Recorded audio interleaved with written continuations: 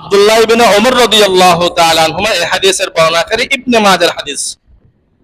قال اقبل علينا رسول الله صلى الله عليه وسلم সাহাবী আব্দুল্লাহ বলেন, একদিন আল্লাহর রাসূল সাহাবীদেরকে বসায় ভাষণ দিতেছেন, ইয়া মা'শারাল মুহাজিরিনা, মুহাজিরের সাহাবী যারা, তাদের উদ্দেশ্যে ভাষণ দিতেছেন। খামসুন ইযা উবতুলিতুম বিহিন্না, পাঁচটা ভয়াবহ অপরাধ এমন আছে যে ভয়াবহ অপরাধের সাথে লিপ্ত হলে মুসিবত অনিবার্য। ওয়া আউযু বিল্লাহি আন তুদরিকুহুন্না, আমি আল্লাহর কাছে পানা চাই, আশ্রয় চাই, আমার কোন উম্মত যেন এই মারাত্মক অপরাধের মধ্যে লিপ্ত না হয়। কয়টা অপরাধ? পাঁচটা। এক নম্বর অপরাধ, লাম তুজহিরিল ফাহিশাতু ফি কওমিন কাত্তু হাত্তা ইউলিনু বিহা ইল্লা ফাশা ফীহিমুত তাউন ওয়াল আওজাউ আল্লাতী লাম তাকুন ফি আসলাফিহিমুল লাযীনা মাযাউ। এক নম্বর অপরাধ, লাম তুজহিরিল ফাহিশা, ফাহিশা বলা হয় কবিরা গুনাহ, বিশেষ করে গান বাজনা, বেহায়াপনা, উলঙ্গ। লাম তুজহিরুল ফাহিশাতু ফি কওমিন, আল্লাহর নবী বলেন যখন কোন জাতির মধ্যে বেহায়াপনা উপল্লি হবে, হাত্তা ইউলিনু বিহা, উপল্লি বেহায়াপনা হয়, উলঙ্গ হয়, নাচ গান বা উপল্লি হয়। এখন তো একটা মানুষ গুনাহ মনে করে না, এটা সাংস্কৃতিক অনুষ্ঠান বলে না, নাম পরিবর্তন করে দিয়েছে সাংস্কৃতিক অনুষ্ঠান, হ্যাঁ ফ্যাশন, নাম পরিবর্তন হয়ে গেছে। আল্লাহ রাসূল বলেন, লাম তুজহিরুল ফাহিশাতু ফি কওমিন, যখন কোন জাতির মধ্যে ফাহিশা, গান বাজনা, উলঙ্গ, বেহায়া, নাচ গান যখন উপল্লি হয়ে যাবে, ইল্লা ফাশা ফীহিমুত তাউন, দুইটা গুনাহ, দুইটা অপরাধ শাস্তি আল্লাহ তাদেরকে দিবে।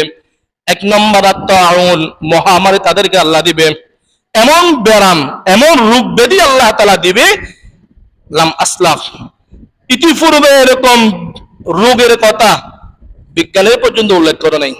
এইডস বিয়ারাম, করোনার মতো বিয়ারাম আল্লাহ তাআলা দিতেছে এই জাতিকে। কারণ ওই যে বেহায়াপনা, নাচ গানা, এগুলো তো এখন জাতীয় পর্যায়ে হয়।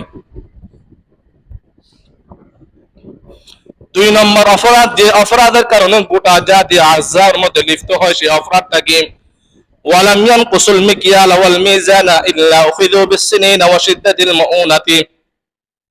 দুই নম্বর অপরাধ, যে জাতি খাদ্য ভেজাল, ওজনে কম দিবে, কারণ খাদ্য ভেজাল ওজনে কম দিবে, পরিমাপের মধ্যে কম দিবে, ইল্লা উখিযু বিসসিনিনা ওয়া শিদ্দাতিল মাউনাতি, ওই জাতির মধ্যে আল্লাহ তাআলা কহত, দুর্ভিক্ষ নেমে দিবে, ওয়া শিদ্দাতিল মাউনা, জনজীবন বিপর্যস্ত হয়ে যাবে, খাদ্যে তারা অভাবে কষ্ট পাবে। ওয়া জাওরিস সুলতানি আলাইহিম, খাদ্য ভেজাল, ওজনে কম দিলে তিন নম্বর শাস্তি, জালেম শাসক তাদের উপর আল্লাহ তাআলা চাপিয়ে দিবে। যে জাতি ওজনে কম দিবে, ওই যে মাংস কিনতে গেলে ওজনে কম দিত, এটা তো সবাই জানে, আমি কেন বলতেছি, যে জাতি, যে ব্যবসায়ী ওজনের মধ্যে কম দিবে, খাদ্য ভেজাল দিবে, জাওরিস সুলতানি আলাইহিম, বলে আমাদের দেশের শাসক জালেম, শাসক জালেম হয় নাই, আপনার কর্মের কারণে আল্লাহ জালেম শাসক আমাদের মাথার উপরে চাপিয়ে দিয়েছে, দুষ্ট আমার আপনার। এই জন্য একটা আমাদের দেশে একটা প্রবাদ আছে, নিজ ভালো জগৎ ভালো। আমি আপনি যদি ভালো হয়ে যাই, আল্লাহ তাআলা আমাদের শাসক গোষ্ঠীকে ভালো করে দিবে। তিন নম্বর অপরাধ, যে অপরাধের কারণে অনাবৃষ্টি হয়, ওয়ালাম ইয়ামনাউ যাকাত আমওয়ালিহিম ইল্লা মানাউল কাতরা মিনাস সামা, এই যে অনাবৃষ্টি আযাবের মধ্যে আমরা ভুগতেছি, এর কারণ কি, যদি কোন জাতি, কোন গোষ্ঠী যাকাত না দিবে, মানাউ যাকাত আমওয়ালিহিম, যাকাত ওয়াজিব হয়েছে, সম্পদে যাকাত ওয়াজিব হয়েছে, কিন্তু প্রাপ্য যাকাত আদায় করে না, যাকাত কার হক, আপনার কথা, যাকাত কার হক, আল্লাহ কি গরিব নাকি, আপনার গরিবদের হক বলেন, কার হক, ওয়াফি আমওয়ালিহিম হাক্কুল লিসাইলি ওয়াল মাহরুম, ভিক্ষুক, গরিব মিসকিনদের হক এটা। তা আপনি যখন বান্দার হক আদায় করবেন না, বান্দার রিজিক যখন আপনি বন্ধ করে দিচ্ছেন, আপনার আমার রিজিক আসা যে রাস্তা, বৃষ্টির পানি, সেটা আল্লাহ বন্ধ করে দিচ্ছে। এই জন্য অনাবৃষ্টির কারণ হলো যাকাত না দেওয়া। যে জাতি নিয়মিত যাকাত আদায় করবে না, ওই জাতির উপর রহমতের বৃষ্টি আল্লাহ তাআলা বন্ধ করে দিবে। তো হুজুর যে মাঝে মধ্যে দেয়, মাঝে মধ্যে যে আমরা বৃষ্টি পাই, হাদিস তো বলে দে যাকাত না দিলে বৃষ্টি হবে না। তা আমরা তো দেখি মাঝে মধ্যে বৃষ্টি হয়। এর জবাবও আল্লাহ রাসূল দিয়ে দিয়েছেন, লাউলাল বাহাইমু লাম ইয়ামনাউল কতরা মিনাস সামাই। আমাদের সমাজে যে অবুঝ অবলা প্রাণীগুলো আছে, চতুষ্পদ জানোয়ার, গরু, ছাগল, ভেড়া, মহিষ, এই অবুঝ প্রাণী যদি না থাকতো, এরকম পাপিষ্ট জাতিকে আল্লাহ এক বিন্দু পরিমাণ বৃষ্টি কোনোদিন বর্ষণ করতো না। মাঝে মধ্যে যে আমরা বৃষ্টি পাই, এগুলো আমার আপনার নেক আমলের ফল নয়, অবুঝ অবলা প্রাণীদের করুণায় আমরা আল্লাহর রহমতের বৃষ্টি পাই। এই জন্য আমরা কি করব, নিয়মিত যাদের উপর যাকাত হয়, অনেকে যাকাত দেয় দেখার জন্য, আবার যাকাত দিলেও পরিপূর্ণভাবে দেয় না। দুটোটা ভয়াবহ শাস্তির অপরাধ। 4 নম্বর অপরাধ, যে অপরাধের কারণে মানুষ আযাবের মধ্যে লিপ্ত হয়, ওয়ালাম ইয়ানকুদু আহদাল্লাহি ওয়া আহদা রাসূলিহি। যে জাতি আল্লাহর সাথে কিদা ওয়াদা ভঙ্গ করে, ওয়া আহদা রাসূলিহি, রাসূলের সাথে কিদা ওয়াদা ভঙ্গ করে, ইল্লা সাল্লাতাল্লাহু আলাইহিম আদুওয়াম মিন গায়রিহিম। যে জাতি আল্লাহর সাথে ওয়াদা, রাসূলের সাথে ওয়াদা ভঙ্গ করে, আল্লাহ তাআলা তাদের উপর তাদের দুশমনকে চাপিয়ে দিবে। কি করবে তারা? ফাখাযু মা ফি আইদিহিম, আমাদের দুশমনকে আমাদের উপর চাপিয়ে দিয়ে আমাদের হাতে যা সম্পদ সবগুলো দুশমনরা নিয়ে যাবে।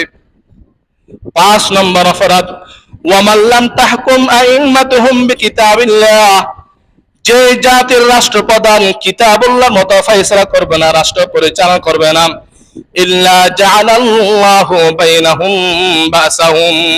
যদি কোন জাতির রাষ্ট্রপ্রধান যিনি আছে, কিতাবুল্লাহ মতো, কোরআন মতো যদি রাষ্ট্র পরিচালনা না করে, তাদের মধ্যে পরস্পর আল্লাহ তাআলা হিংসা, বিদ্বেষ, অনাস্থা সৃষ্টি করে দেয়।